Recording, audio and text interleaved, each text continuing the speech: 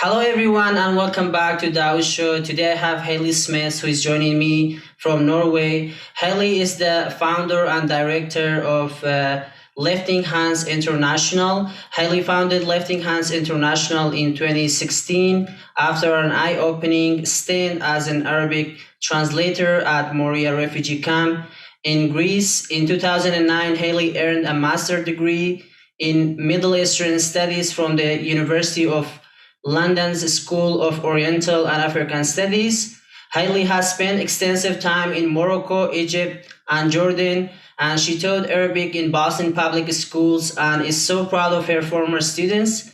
She is a number one Speak Arabic campaign ambassador and encourages young people to pursue Arabic. Hayley is interested in literature, film, World War One history, and Stranger Things. Hayley Smith, welcome to the show. Hi, Dawood.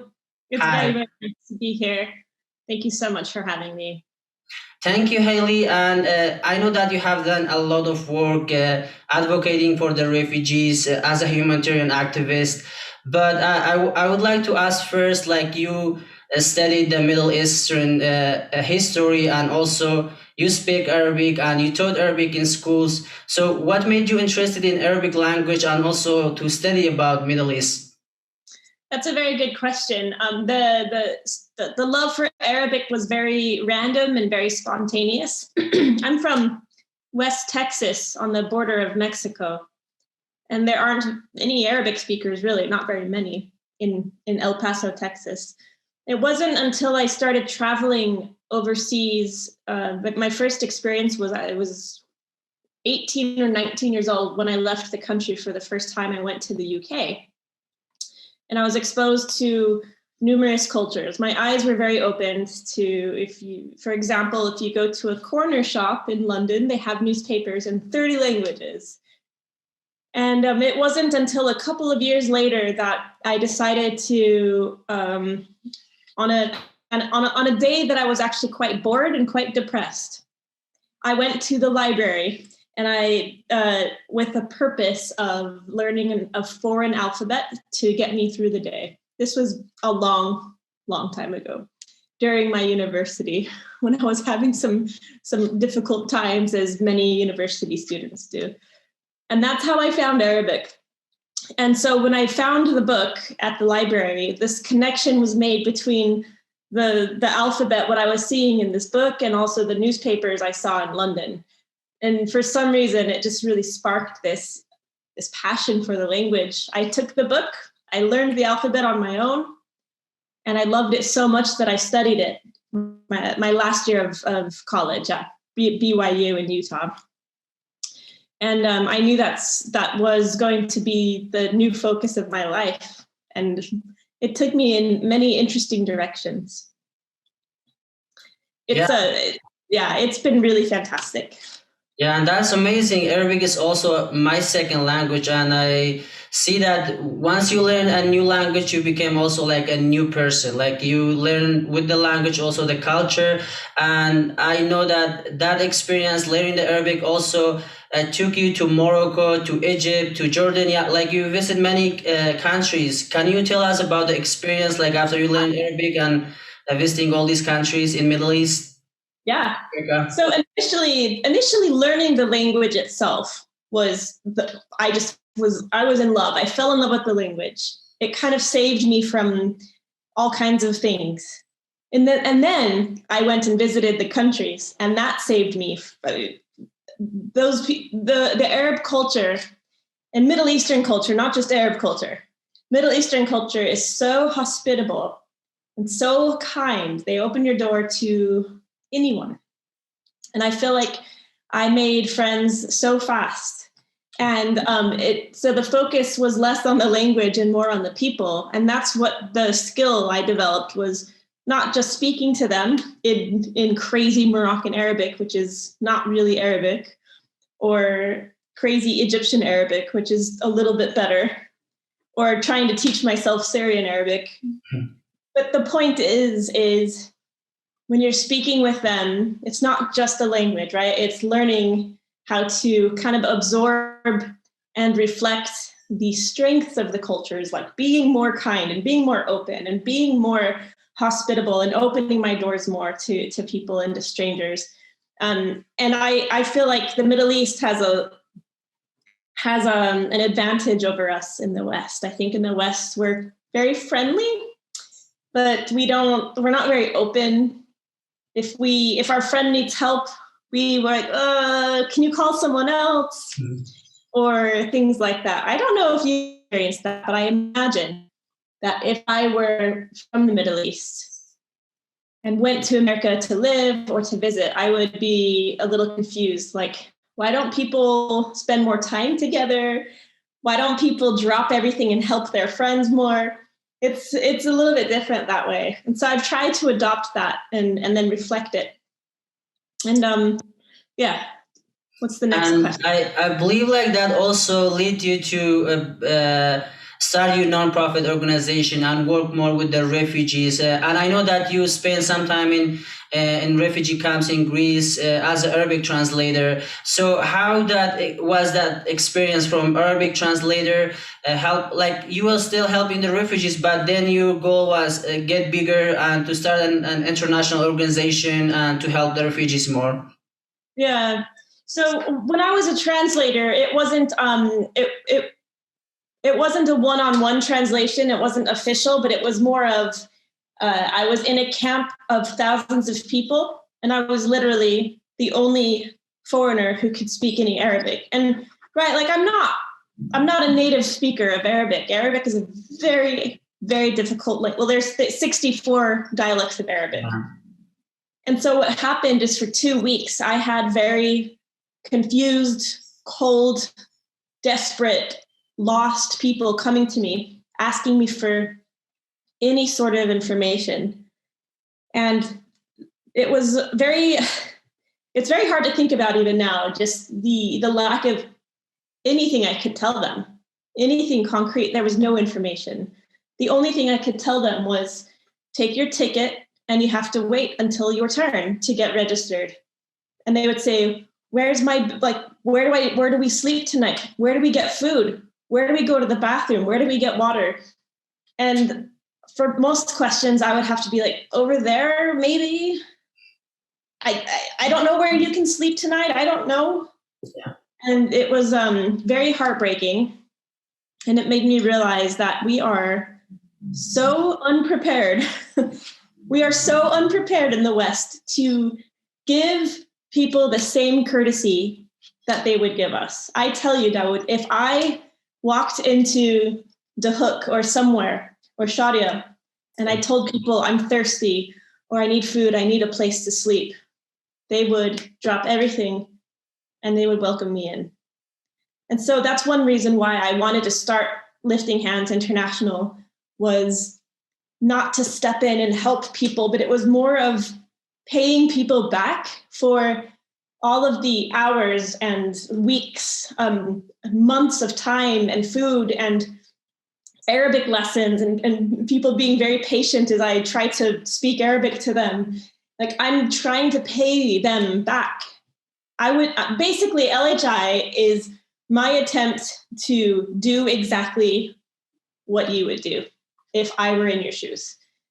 And yeah, so it's less about me trying to help, and it's more of like, this is just basic human being reciprocal, like you doing me doing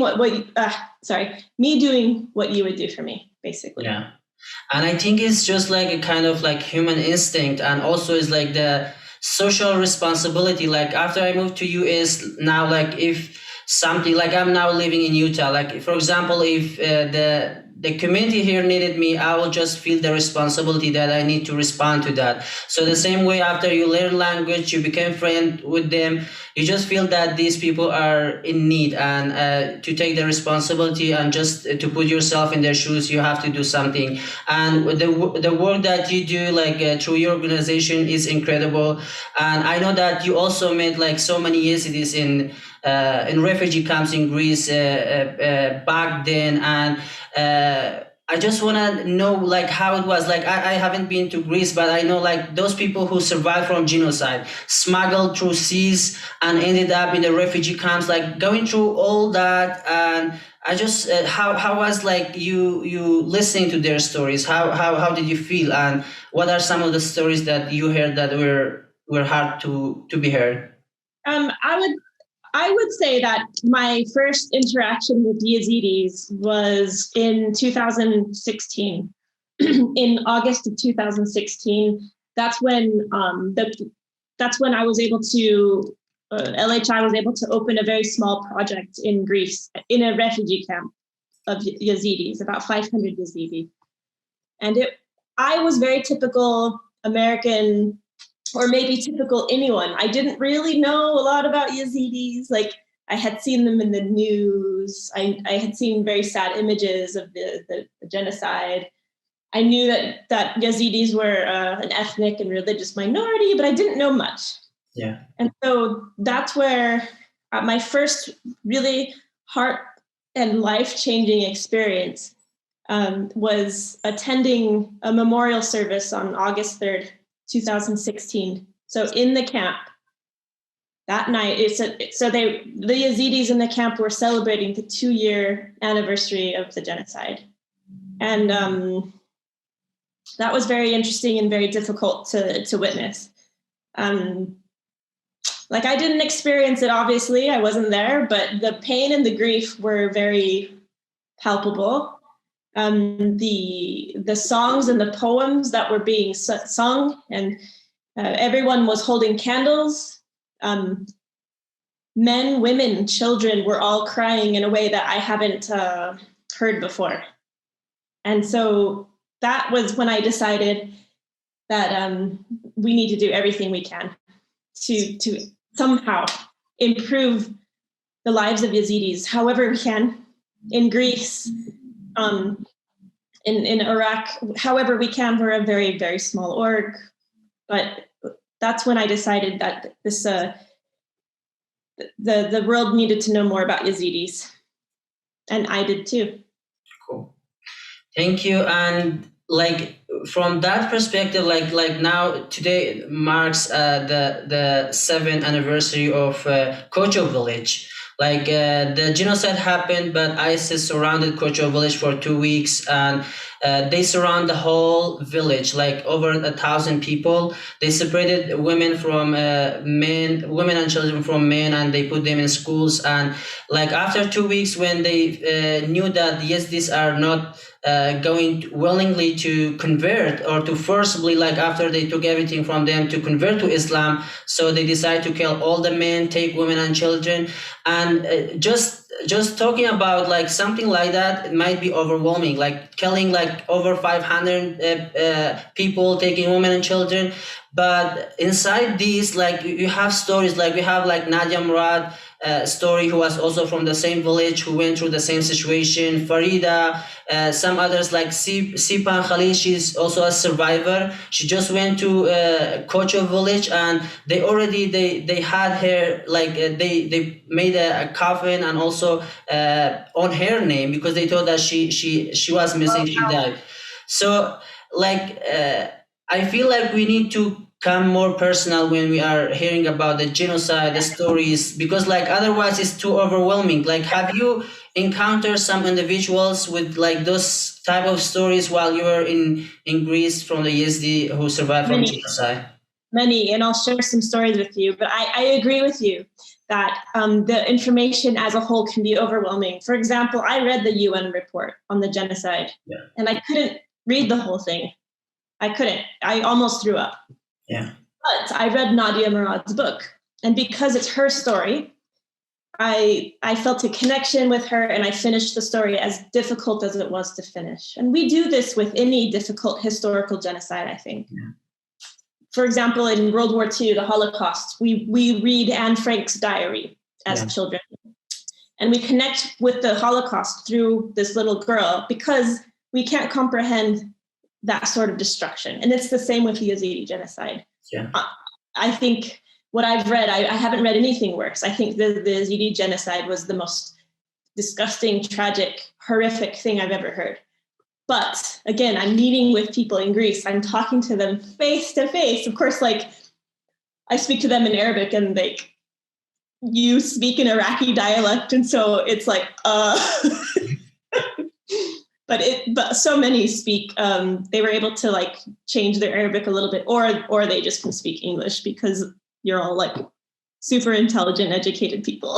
So, but I think what I really loved was I was talking to one older man who is like older. He has like the classic Yazidi mustache. He's got like, he's had a lot of bread in his life. Yeah. And he kind of is this tall, like happy man. And so very happy. And so I talked to him like, hey, how are you? And then one day he was just like, oh, did I ever tell you that I was in a militia and I killed several ISIS fighters? Like, oh, I did not know that. He takes his phone out. It's like, look, I'm like, okay. But he told me the story of why. Like he had a gun. He felt like he was able to protect his village for as long as possible. He was very proud of fighting. He was just like, I met his children too. They were standing there looking at him, like listening to the story, like, yeah, that's my dad. And so there's that story. There's also stories where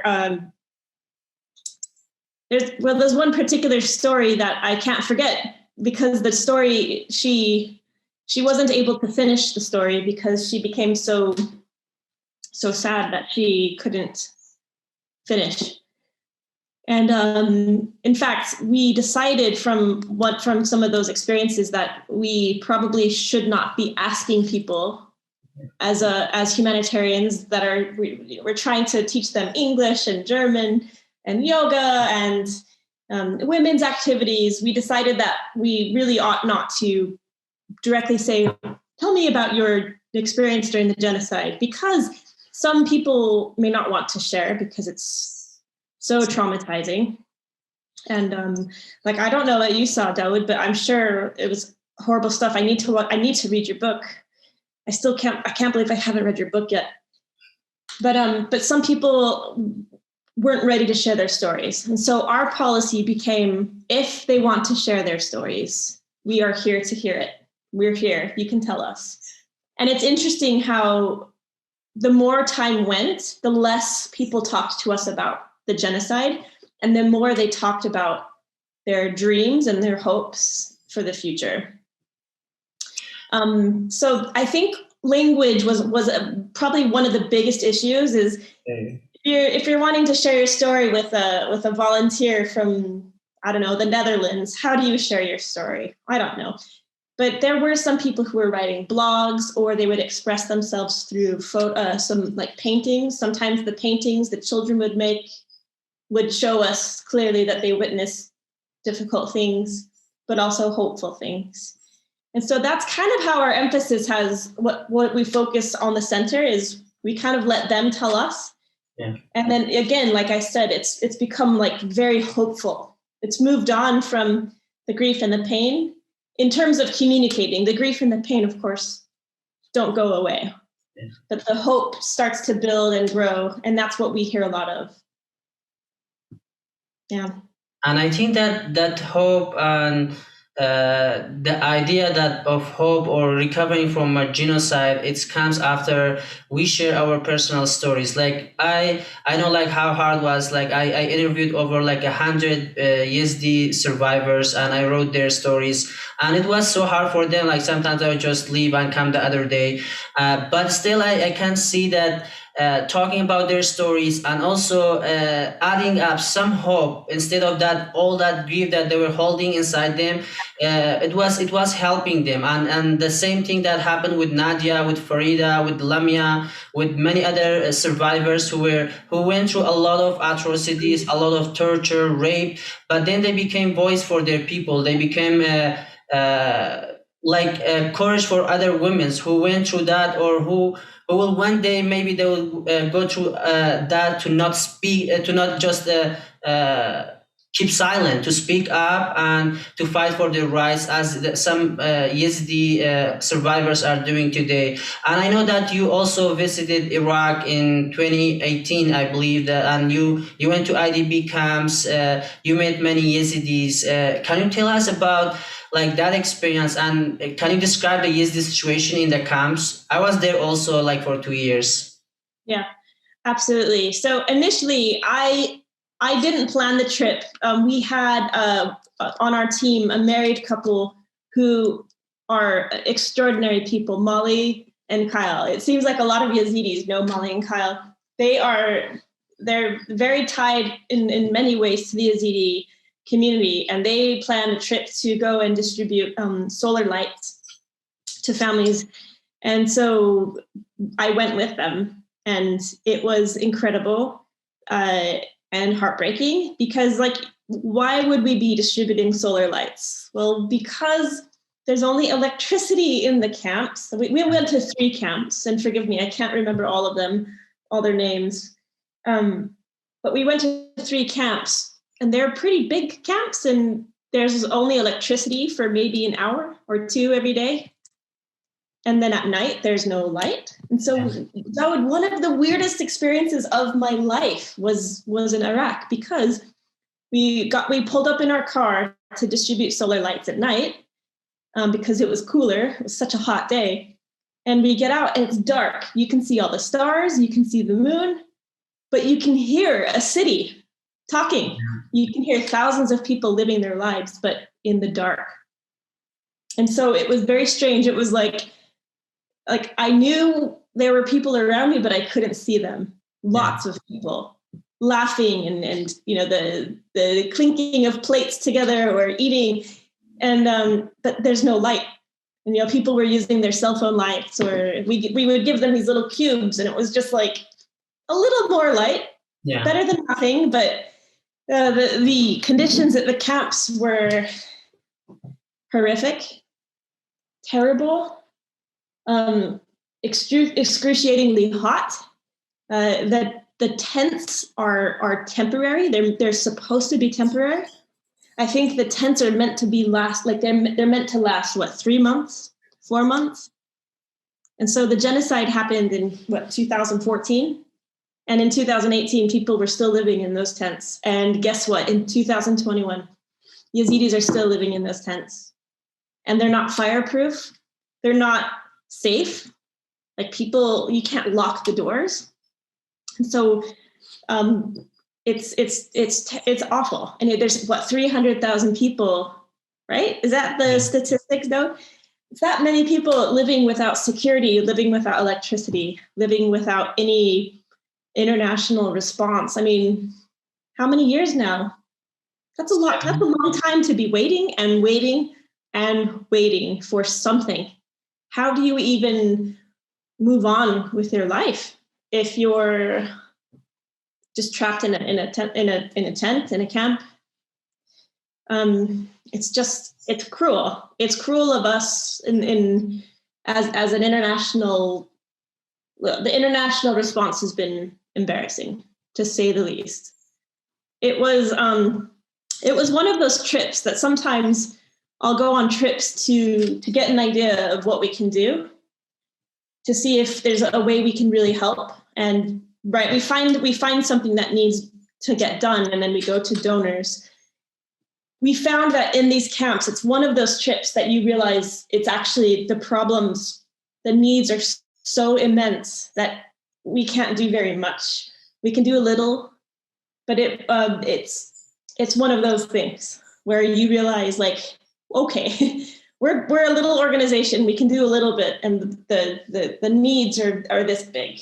And ultimately, the needs are returning to your homelands, returning to the lands that you owned, returning to your own lives again. Like, for example, my relatives or my family will be like, why doesn't America bring them in? Or why doesn't Europe take more? And in my head, I'm like, I know that's a solution that would be better than the camps, right? But it's not their homeland. I think ideally you're able to go back home. That's the ultimate solution. And so it's an insult for Yazidis to be waiting in your like around Shingal, just waiting for what? Right? It's maddening. Yes, and like if I tell the truth now, like I would never, want all the Yazidis to get out of Iraq or to lose their heritage, their culture, their homeland, their religion, places, and everything.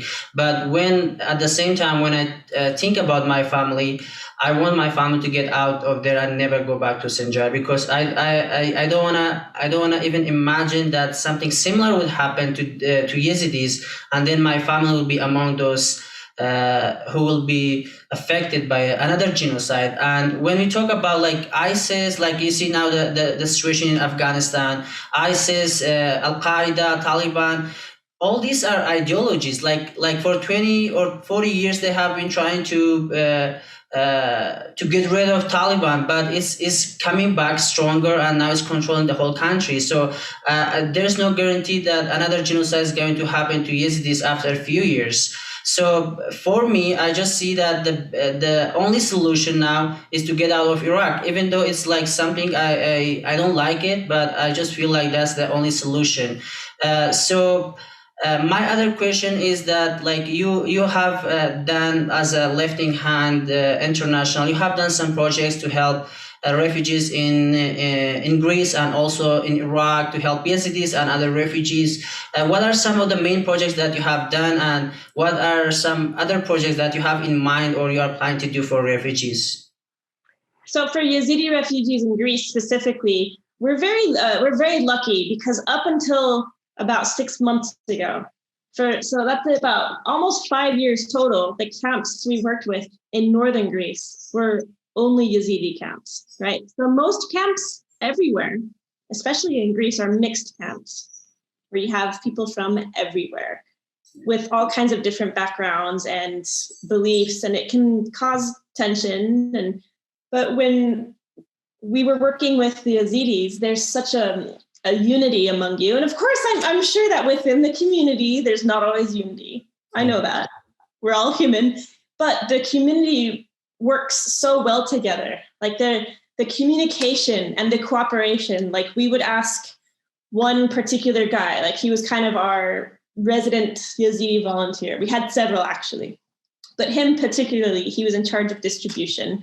And so his name's Abdullah. So we would say, Abdullah, like we need the numbers for how many families are living in these rows of tent or in these rows of containers. And like he would just get on it, and within an hour, the information would be there. I mean, it's crazy. It's crazy how organized the community was, how peaceful, how any conflict they had with us, even there weren't many conflicts. It was more of requests or can you help us with this? They would come to us, and there's this really what do you call it? Just a really diplomatic way. There was just never any tension, even though we know that the Yazidis in the camp were suffering horrific trauma.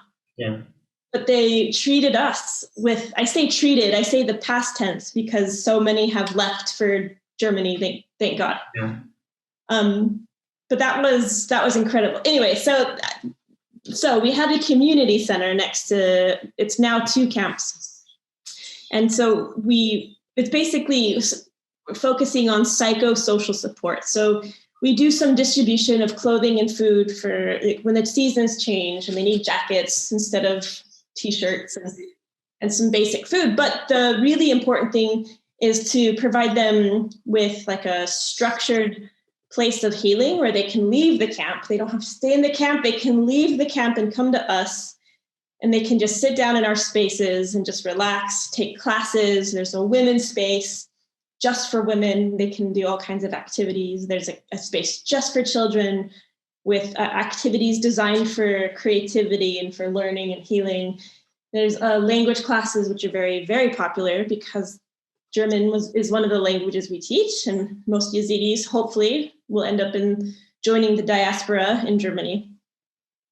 And we've been doing that for 5 years in Greece, and now we have One of the camps is now mixed, and so now we're integrating people from Afghanistan, and like a dozen countries are being represented in the camps now, and it's been fine. There hasn't really been. It's just been fine. The transition's been fine. I'm so happy and honored to have been able to work with Yazidis so closely, and to learn so much more firsthand from just about your culture, and seeing people's pictures of Lalish and taking your little like your little balls. I can't remember what they are to Lalish, and keeping beautiful bags, and just something that I never knew before, and just my gosh, just incredible people. In the future, we, as an organization, we don't specifically target like a demographic. We don't say like, unless it's in Iraq. We don't have any projects coming up in Iraq right now. Most of it's just because we have these other programs that take, our funding and our money, and fundraising is difficult. And but in general, what we do for refugees is depends on the place and the country. So in Greece, we have a community center for what used to be all Yazidi, now it's mixed. In Jordan, we distribute goats for milking to Syrian refugees, because most of the refugees there are Syrian. Yeah. And then in the state of Utah, we have a huge warehouse, and we send aid out from American Fork to, 20 destinations: Jordan, Turkey, Somalia, Lebanon, Afghanistan, Bangladesh. Like the list goes on and on. We find it quite hard to get aid into Kurdistan. It's just not the easiest region to work in without specifically focusing on that region. I can days and days down. I think you are doing incredible work, like just going there and volunteering and listening to the refugees and showing the love and support. I think that's important. Like when I was a refugee, when somebody would come to us, listen to our stories and tell us that here we are with you and you are not alone, that feeling was like giving us some hope, like as a refugees. And so I think you are doing a great, incredible job with your organization also. And I have another question, which is like, I feel is just more general, but whenever they talk about refugees, they refer to like there are 60 million refugees or more in the world, in whole world. But many countries would just take that as an excuse. They will say that we are done, we don't have any more power to help the refugees because that is a big number. So my question, do you feel that we should just look at that as a big number, or as a human beings who went through a lot, who went through wars, genocides, atrocity, and it's our responsibility, the social and human responsibility to help those people, to act and to not just say that we cannot help refugees anymore?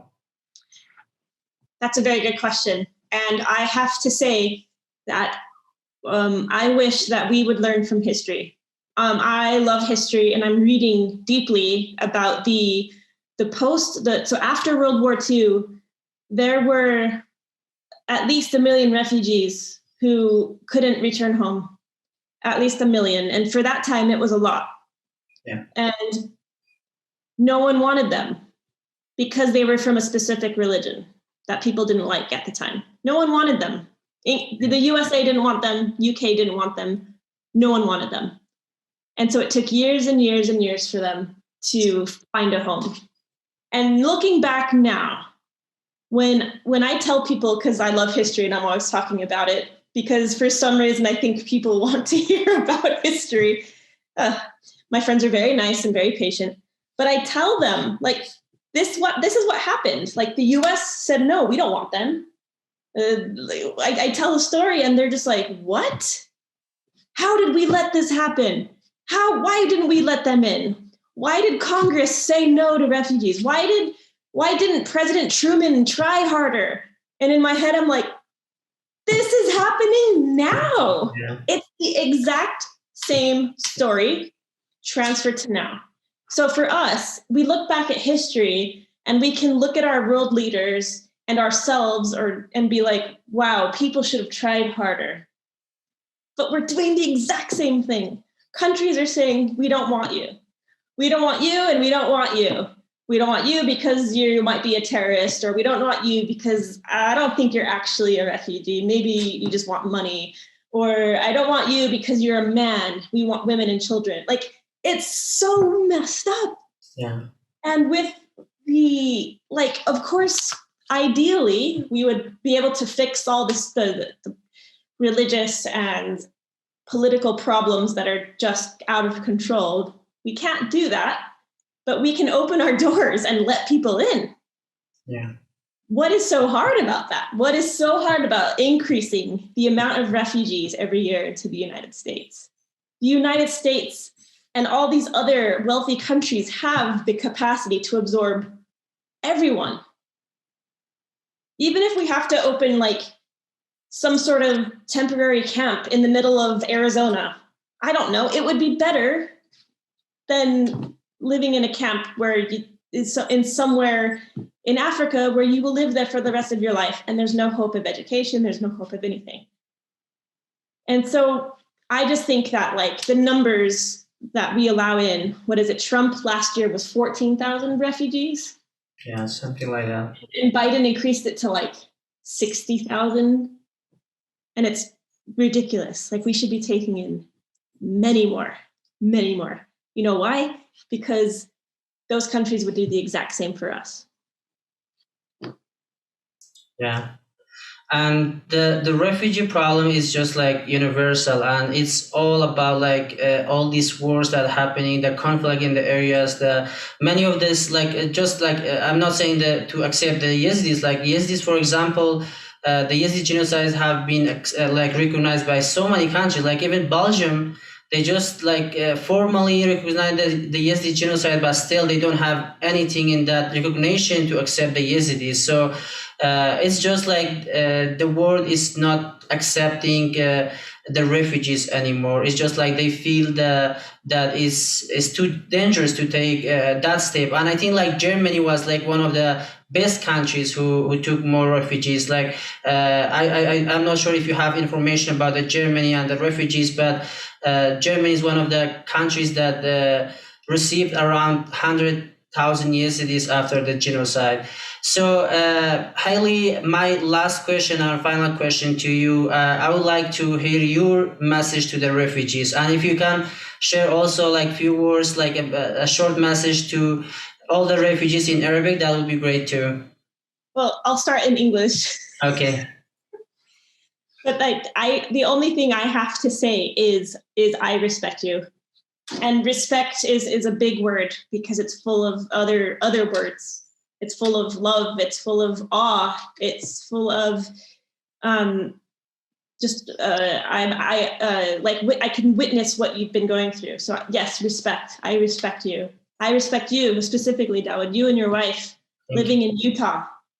Like of course you love your lives, and I follow you on Instagram, and you and your wife make the most of it. Like you seem very happy and ambitious, and you try to be fit and everything. Like, but of course you miss your family. Of course you miss your homeland, and I'm aware of that. But I respect you so much. Okay. So just know that whenever I see you come up on Instagram, I always think about he's great, his wife is great, and I'm sure he misses home and his family. And so I send a little extra love to you whenever I look at your account. And so yeah, I respect you. I guess in Arabic it would be بحترمكم كمان. يعني عربيتي ضعيفة. I don't speak it as much as I should. And كمان أنا خجولة على فيديو لما أحكي عربي. But yes, احترام is a very important word of respect. احترام الاحترام. Every day, all day. And that's great. Thank you so much. And thank you for all the work that you're doing, your organization, and you just being there with the refugees, showing the love, showing the support, and also doing as much as you can to lift hands of those refugees. Thank you so much for being on my show to share your ideas.